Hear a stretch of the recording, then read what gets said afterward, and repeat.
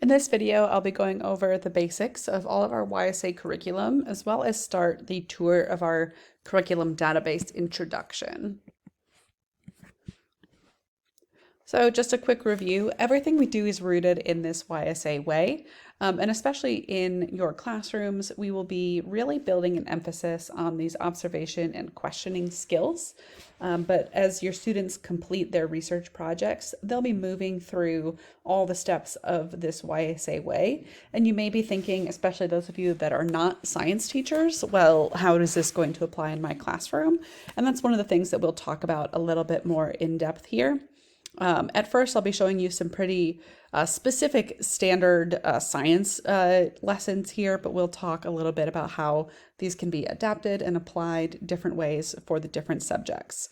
We really focus on this cross-curricular idea of how we can use this YSA way in all of our subjects in order to build our critical thinking and our questioning skills.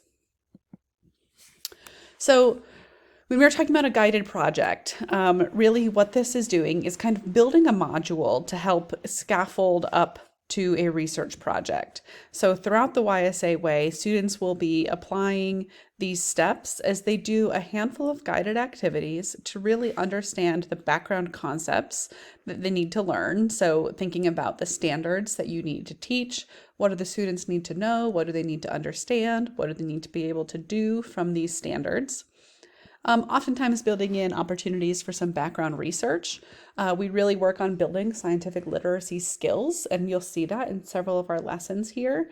So having students find articles, see what's already been done, see what they can learn, and then applying their knowledge through a guided project.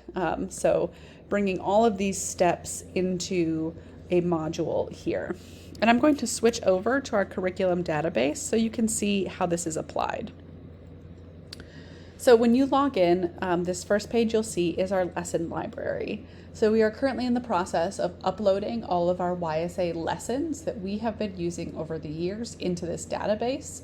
So that way you have access to all of them. You'll be able to search by keyword, grade level, type of activity, and I'll show you multiple types here, as well as standard. That feature has not been added yet, but it will be very, very shortly. As a TeachSTEM teacher, you will see your TeachSTEM dashboard here in our curriculum database. So there's a couple of things to take note of. Your TeachSTEM member profile. So this is where you'll update your name, your email address, the school, the subject you teach, a rough estimation of the number of students you'll teach this year, and the number of years you've been teaching. I should clarify this is number of students taught this year, not overall. We'll use that for some data collection. This is where you'll see tasks appear for you to complete as a TeachSTEM teacher. So for example, if you have not done these yet, you'll see join Slack, you'll see take the pre-survey, update your profile, fill out Gusto information, things like that. Then you'll see our project planning resources, and I'm going to dive a little bit more into these here in just a moment.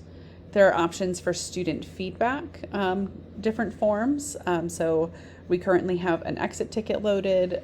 So if you do assign a lesson through our lesson database, you can have students complete a standard 3-2-1 exit ticket. On the completion of a project, all students will complete a STEM project reflection. And then we have a couple of surveys. So I'll talk about this a little bit at the end of these training videos, but depending on what subject you'll teach, you will take one of these two surveys. And then there's also going to be some feedback for you about your project implementation, how it went, how you adapted things, so that way we can collect some of this data. So that's your TeachSTEM dashboard. Let me go now to our classroom. So here you will have the ability to make a classroom and have your students actually join it. So in your classrooms, you can create, you could call it biology period 2, art hour 3, something like that. Whatever it is, your subject that you teach, you can create that. It will create a join code, and then you can share that join code with your students and they can join your classroom. From there, you can assign activities. So I'm going to walk you through some of the pre-made activities here and kind of talk about how we go about designing YSA style curriculum. And then I'll show you how you can begin to create your own activities and modules. So within our lesson library, like let's say that I'm an 8th grade science teacher and I'm in my water standards. That's currently most of the lessons we have uploaded are centered around our water module. So we have a series of search results that ping here, and you can see they're broken down into guided activities or challenges currently. A challenge is like a fun 10-minute STEM challenge designed to get students thinking, using their brain. The water suction challenge is one of our favorites. So in this, teams will work together to move water into a beaker using basic principles of physics and chemistry. It shows you your material list, experiment setup, and how you should actually run this experiment. And I'll show a video of this at the end here. So you can go ahead and you can assign this to any of your classes. You can also, let's say you wanted to do an activity and you wanted to change some aspects, you can hit copy and customize for your class, and it will go into the editing page where you can make tweaks to this activity. So like I said,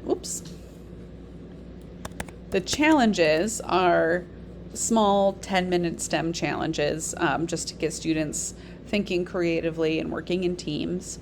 Our guided activities are more of a typical lesson plan. So I actually want to find our ocean acidification lesson. There we go. Okay, so this is one of our lessons here where we want students to understand the importance of ocean acidification and the effect that it can have on the environment. So currently when I open this, I once again see these buttons up here. I can view as a student. I can view my student responses. If I have assigned this to a class, I can assign to a class, and then I can create a copy and customize the actual questions that are here. If you do not see section points, you just need to assign it to a class first, and then the section points will appear. This is where you can go through and you can, for grading purposes or data collection purposes, you can decide how many points a section is worth for your class, and then you can actually give quantitative feedback to your students that way as well. So let me show you this as a student. So when I have this lesson assigned to me, I can see, right, the basic introduction up here, and then it's broken down into sections. So many of our pre-made lessons all come with a sort of pre-lab reading that is meant to be done either the day before in class or could be assigned as homework to really kind of give them some background concepts and, like I said, building in those literacy skills as well. So for this lesson, when you click this, it will take you to a journal database that we are using often. You'll see almost all of our readings come from this journal called Frontiers for Young Minds. This is a scientific journal where authors submit their papers that they have edited for a younger audience, and then there's actually youth reviewers that are going through and providing feedback to the authors. They can accept or reject the papers. We do often review papers as an organization. We'll have students or classrooms go through, and if there's a paper that they need reviewed, we can assign a group to actually read it. If that's something you're interested in your classroom, you do have to be younger than the age of 14. So this is majority for our middle school teachers. That sentence didn't make sense. This is typically for our middle school or upper elementary school teachers if they want to participate in a review process. But anyway, so students would read the article and then they would answer these questions. So what is this article about?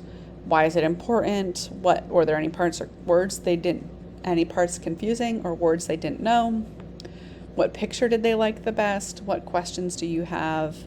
This is our standard reading guide questions. You'll see in all of our pre-built lessons that have a pre-lab reading, it will be the same set of questions. If you want to change this or take this part out, right, you can use that copy and customize feature, and you can adjust this to your classroom needs. And then we go through these observation skills. So the students are completing a short experiment where they're just mixing classic baking soda and vinegar. What do you notice? What do you see? What do you hear? And then starting to ask those questions. So just off of that short, when you mix those, what are 3 questions you have about what happened? What, why, how? They'll save these responses here. Then they'll move into the forming ideas and questions. So using the materials that are provided, they'll measure the pH of plain vinegar, they'll measure the pH after the reaction, they'll go through, answer all of these questions, form their hypothesis, and then there are instructions here. So as students will see instructions to actually complete the experiment, they'll build data tables to collect their data, and then they'll start to analyze and communicate. So they'll record a short video explaining the effects of ocean acidification and why people should care. So once again, let me go back into it from this end. That is the general overview from the student of what a YSA lesson looks like. So it's taking them through that YSA way in a very guided structure where they're starting to get comfortable with this idea of forming observations and using those to ask questions and then build an experiment. On the teacher end, this is what this looks like. So there are notes that can be shared specifically with the teachers. So you can see there's some ideas for differentiation. For younger students, you may want them to read just the abstract of the article. For high school students, maybe they're going to read the entire thing. You can see these different teacher prompts here as you're leading discussions on the ideas and the questions. These are not designed, unlike many online programs, these are not designed to be completed independently with zero input or guidance from the teacher. It's often revolve around class discussion. There are hands-on aspects to all of them. So make sure that you are going through reading the teacher notes and anything like that. Once again, this copy and customize feature, this is where you can go in, and I'll go more in depth in this in the next video on how to create a lesson. But you can adjust different things. If you do not want to do the pre-lab reading or you want to do a different article, you can change all of the links. You can adjust the questions that students will see. And you can do this for every question, every section that you just saw there as a student. So this is a brief look into the TeachSTEM database. In the next video, I'll go through how to create a lesson and then how we use our lessons to build a module that will be used to complete a project.